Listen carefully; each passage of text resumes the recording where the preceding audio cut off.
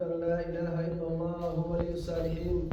اللهم صل على نبينا محمد وآله المطهرين من الرزق كثيرا، وعلى صحابته الذين بذلوا نفوسهم لله يبتغون منه فضلا كبيرا، وسلم تسليما كثيرا. أما بعد، فاتقوا الله تعالى وأطيعوه ولا تعصوه، واتقوا يوما ترجعون فيه إلى الله ثم توفى كل نفس ما كسبت وهم لا يظلمون.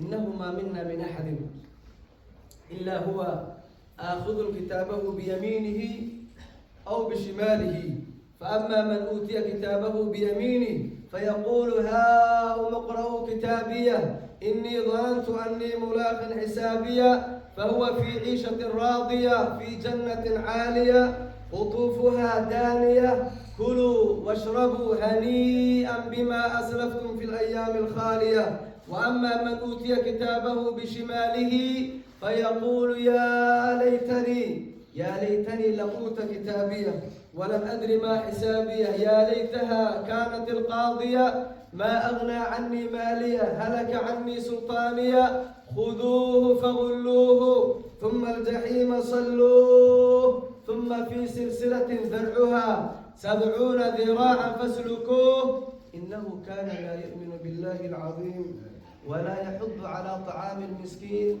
فليس له اليوم هاهنا حميم ولا طعام إلا من غسلين لا يأكله إلا الخاطئون. فيا أصحاب العقول الراجحة والقلوب الواعية، اعملوا ليوم الحساب، ولا يغرنكم طول الأمل وتسيء العمل، فالموت يأتي بغتة وملك الموت يأخذ على غرة وأنتم بعبادة الله وحده مخلوقون، لأن الله جل جلاله قال وما خلقت الجن والإنس إلا ليعبدون. فاستقيموا على صراطه والزموا عتبة عبوديته، ثم أبشروا وأملوا خيرا، فربكم يقول جل جلاله إن الذين يا عبادي لا خوف عليكم اليوم ولا أنتم تحزنون. اللهم اجعلنا من يا رب العالمين. يا عبادي لا خوف عليكم اليوم ولا أنتم تحزنون الذين آمنوا بآياتنا وكانوا مسلمين ادخلوا الجنة أنتم وأزواجكم تحبرون، يطاف عليهم بصحاف من ذهب وأكواب وفيها ما تشتهيه الأنفس وتلذ الأعين وأنتم فيها خالدون، وتلك الجنة التي أورثتموها بما كنتم تعملون، لكم فيها فاكهة كثيرة منها تأكلون.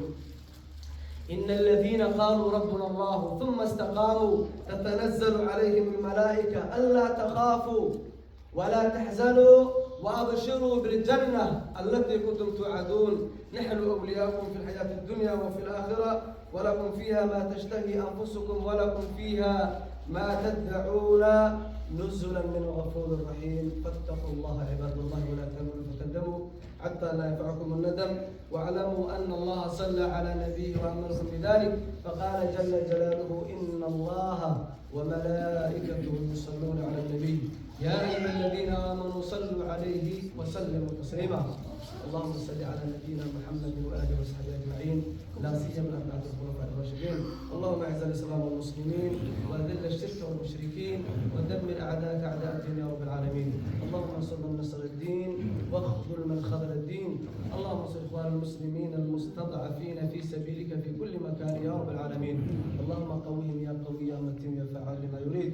اللهم انصر إخواننا في غزة وفي كل مكان يا رب العالمين. اللهم اجمع شملهم يا رب العالمين. اللهم وحد صفوفهم يا رب العالمين. اللهم اشف مرضانا ومرضى المسلمين جميعا يا رب العالمين. اللهم اعطيهم الصحة والعافية. اللهم البسهم ثوب الصحة والعافية. اللهم ارحمنا وارحم آباءنا وأمهاتنا يا رب العالمين. اللهم نقهم من الذنوب كما ينقى الثوب الأبيض من الدنس. اللهم جازهم بالحسنات إحسانا وبالسيئات عفوا وغفرانا. اللهم انقلهم من ضيق الحدود والقبور إلى سعة الدور والقصور، في سدر مخضود وطلح ممدود وظل ممدود وماء مسكوب، مع الذين أنعمت عليهم من النبيين والصديقين والشهداء والصالحين برحمتك يا أرحم الراحمين. ربنا آتنا في الدنيا حسنة وفي الآخرة حسنة وقنا عذاب النار. عباد الله، إن الله يأمر بالعدل والإحسان وإيتاء ذي القربى وينهى عن الفحشاء والمنكر والبغي يعظكم لعلكم تذكرون. اذكروا الله العظيم الجليل